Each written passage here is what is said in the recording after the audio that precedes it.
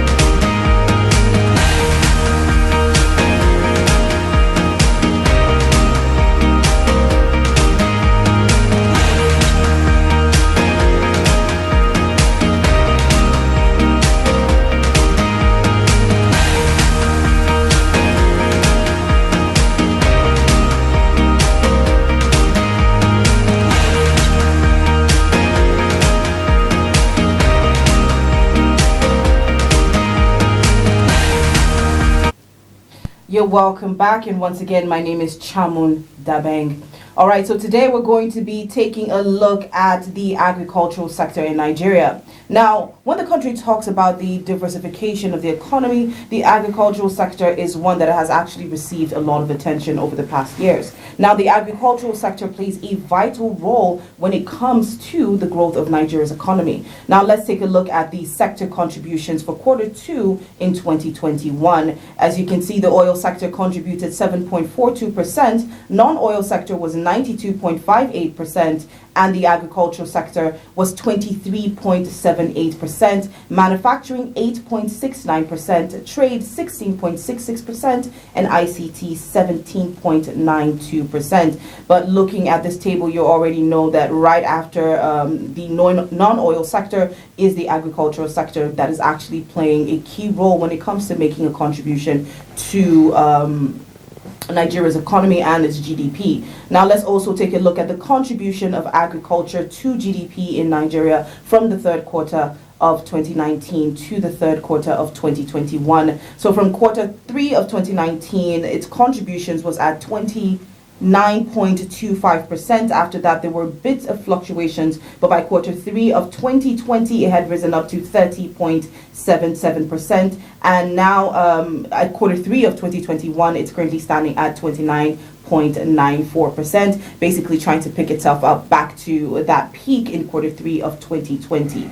Now, as important as the agricultural sector is to Nigeria's economy, its growth has been quite slow. Joining me in the studio to discuss the agricultural sector and its snail-paced growth is financial expert Aderoju Basharun. You're welcome to the show.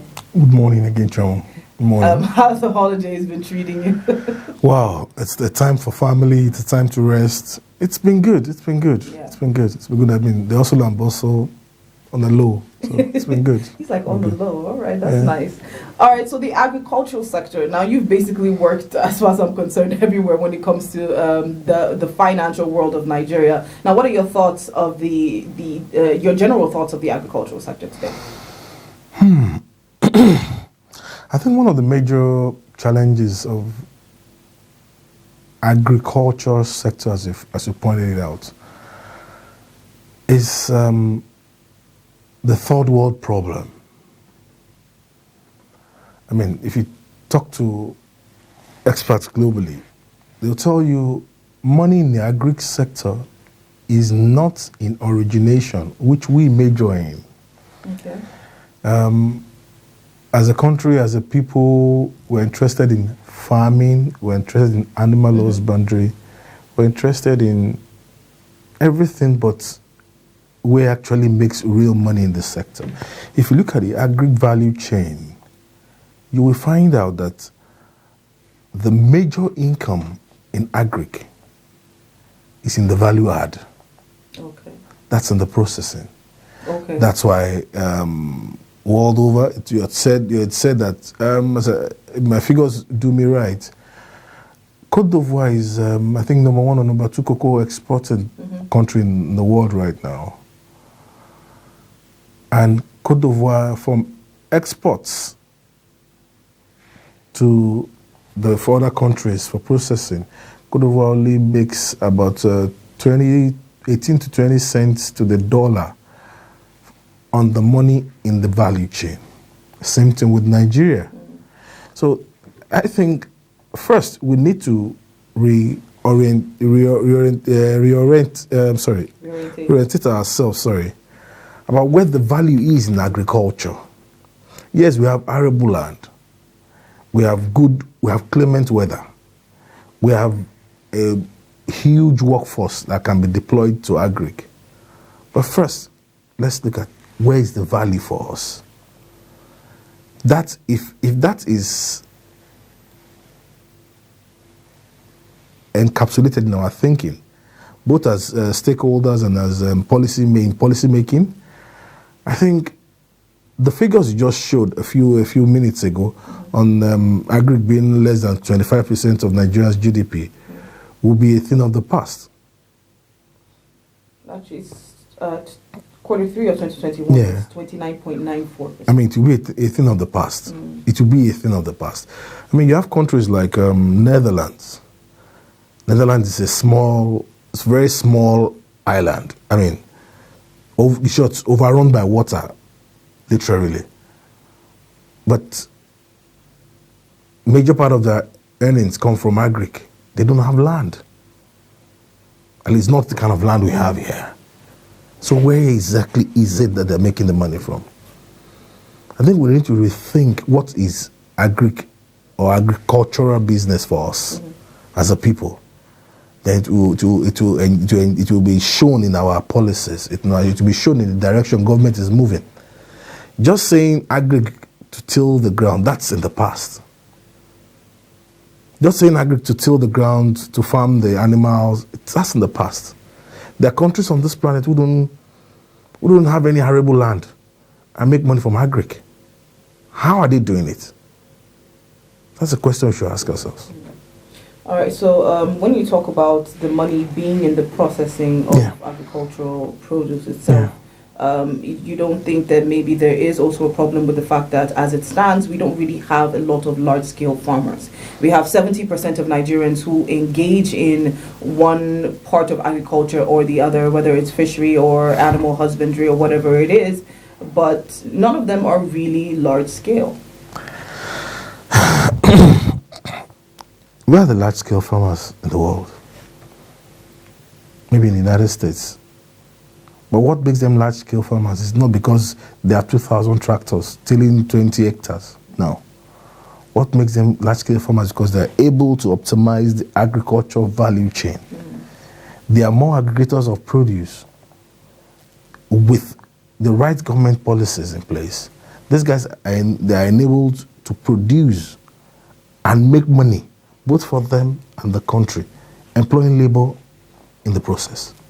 So it's not because we don't have large-scale farmers. We have some of them. Okay. And I can tell you for a fact that 80-90% of the large-scale farmers we have in Nigeria are export-oriented. You don't blame them. That's where the money is. So the question is, what are we not doing right? Why are we not getting Agric right? Government in the last, in the last like forever. I remember in the 70s, we had Operation Feed the Nation, we had Green Revolution, we have had so many programs. But it's all taking us back to, people should go back to the farm. They should go back to the farm and do what?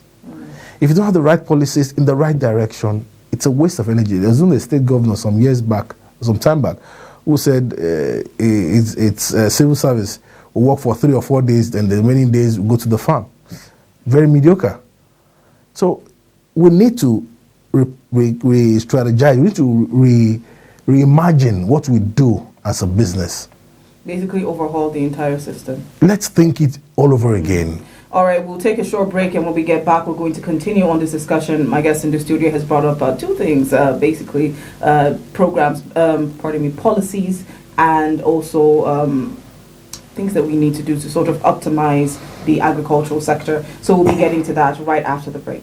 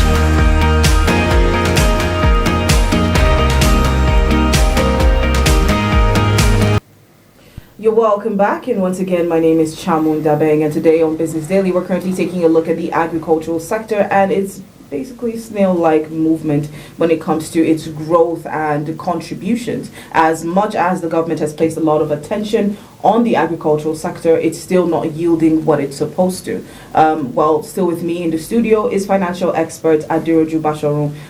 Yes, so still taking a look at the agricultural sector. When we talk about policies, now, there have been quite a few policies that the government has actually come up with in order to sort of generate more of a movement when it comes to the agricultural sector. There have been quite a few of them.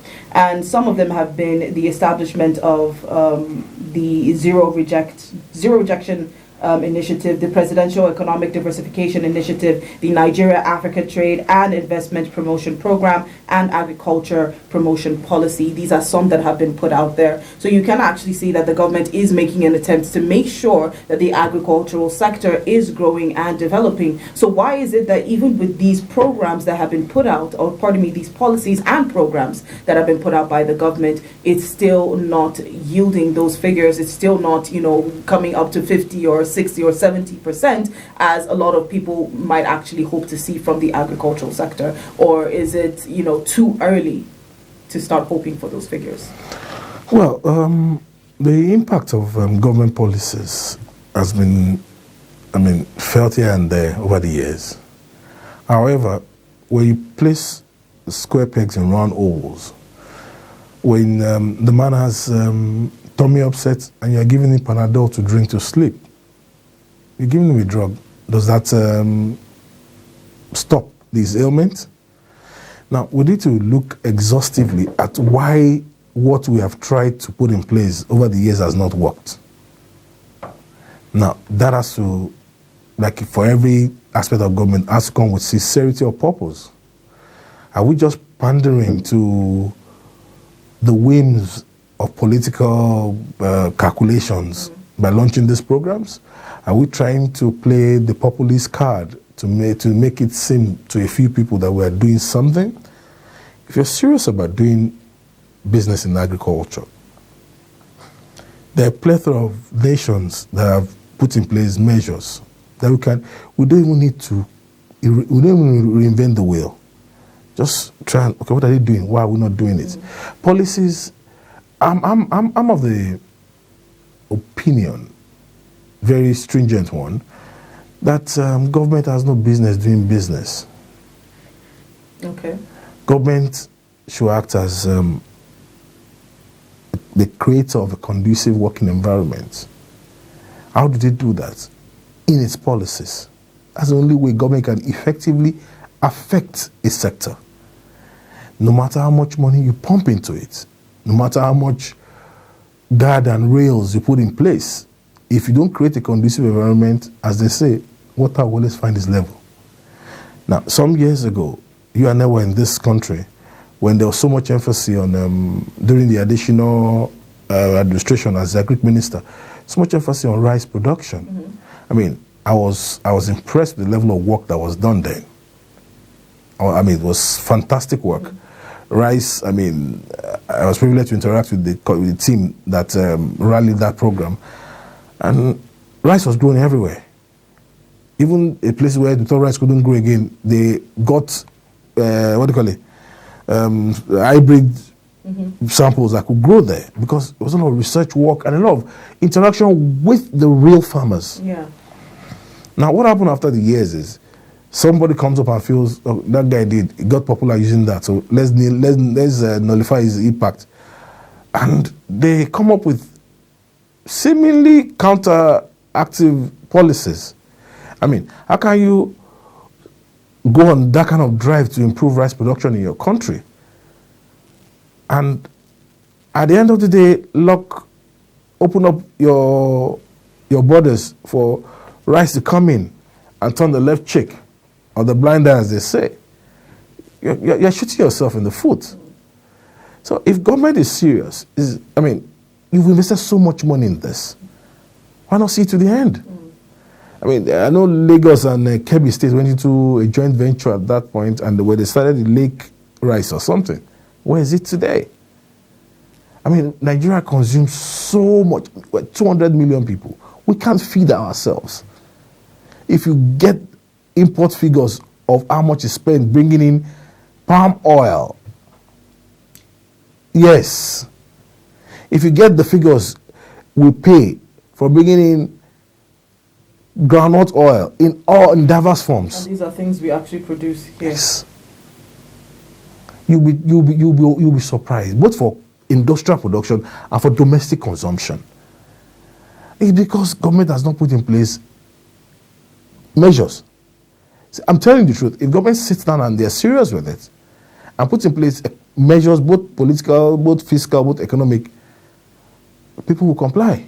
All right, so we've seen the government in the past, 2-3 years ago, I think it was about 2 years ago, where they actually had the border closure. Yes, in order to promote farming and also to reduce Nigeria's import bill. Yeah. Is it that it didn't really, have the effect that it was supposed to? Chamo, maybe we'll try and be political about this a bit. Yeah, but the truth be said is you're trying to protect a sector that is not all year round, that is seasonal. And at the peak of its season, where it's supposed to begin to yield its fruit, you now open the leak. What do you expect to happen? It's not rocket science. You can't say rice is supposed to be harvested at so and so point. Just before rice is harvested, because you want to dance to some tunes of some pressures here and there, you open up the borders, you give some licenses to people to bring in these products. Why? Why did you make us go through the period of reinventing ourselves from within?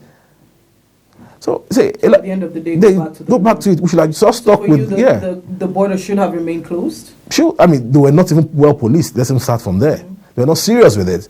Yes, I mean, as per federal government now, we don't have imported rice in Nigeria, but you and I know you go to the market space, they stand next to the Nigerian rice, which, by the way, is better. Do you understand? The rice is just an example.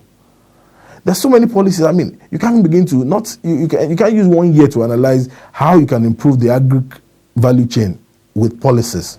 All right, so even looking at the rice farming itself, it still brings me back to the question I'd asked earlier on about large-scale farming, because there was a lot of speculation at the time that even the farmers that we have that are actually producing rice are not actually meeting up to demand of the people. They can't meet the demand.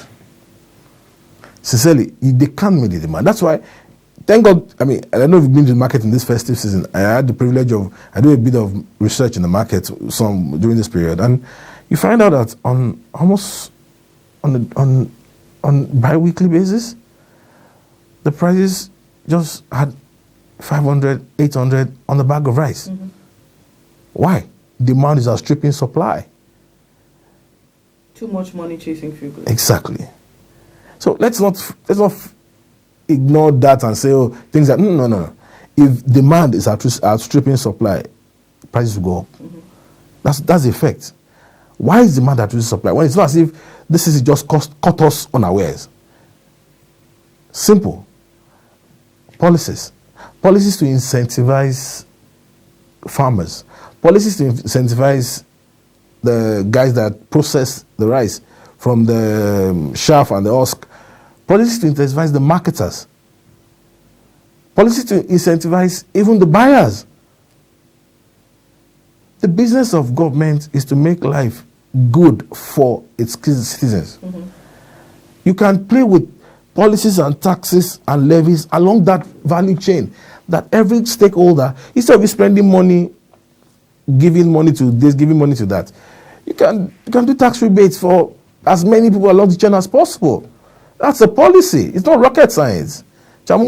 This thing we're talking about is not that big. You don't have to go to Mars to go and get it. All right, so I can't have this conversation without bringing up one of its biggest programs that was actually brought, which is the Anchors Borrowers Program.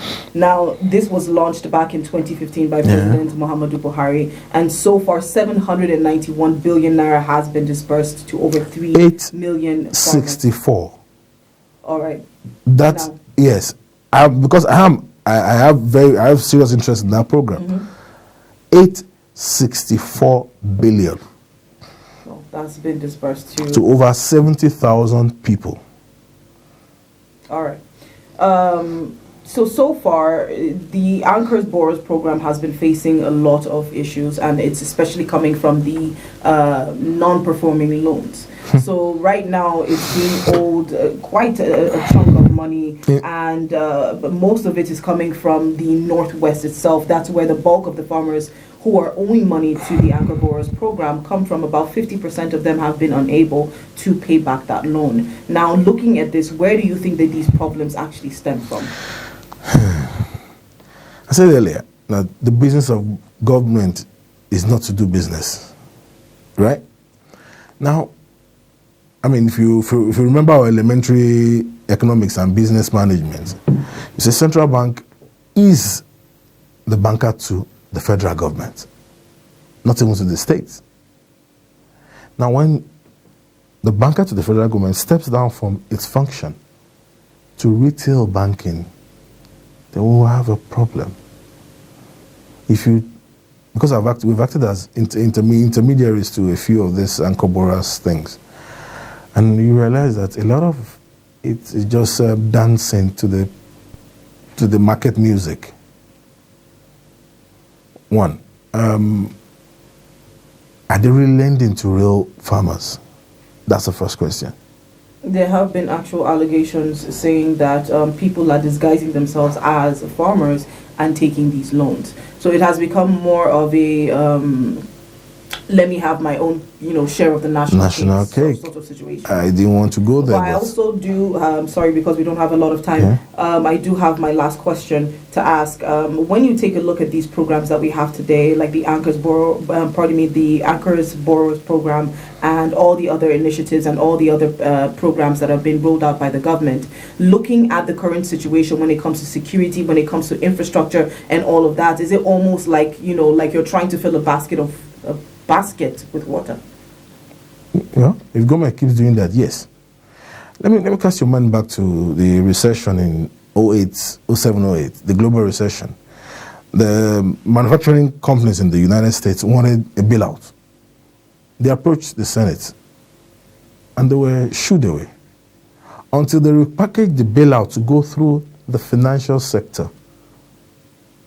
That was when they were able to avail them that monies, which was $700 billion or something thereabout, which was injected and propelled the economy back to its feet. Now, until the government decides to engage the people who are meant to be there and just keep acting as gatekeepers, we'll still come back to this problem. Say, one of the policies that we can put in place is to have an on-lending scheme, not the one they have in place now. The banks are lending to these guys. Why are they not recording that much of a default? I mean, the average NPL as at last month was about 5.3% thereabout. When the Anchor Borrowers Program is almost 50. Why? You and I mean, there's some things we are not privileged to say on air because of the parties concerned. But even the process of accessing these facilities, it's convoluted, which makes it easy for anybody who is not serious to get into it. All right, unfortunately, we've run out of time for today. I'd like to thank my guests in the studio. Thank you so much. Always a pleasure. For being a part of the show. Always a pleasure. But yes, the agricultural sector does still need a lot of attention because it has so much potential and it can contribute so much to the Nigerian economy. Well, once again, thank you very much to my guests and to all our viewers out there. Thank you so much for watching. Don't forget to follow us on our social media platforms. You can look us up on Facebook, YouTube, and Instagram. You find us on Trust TV News. Well, once again, my name is Chamun Dabeng. Come back again for more Business Daily. Let's talk numbers.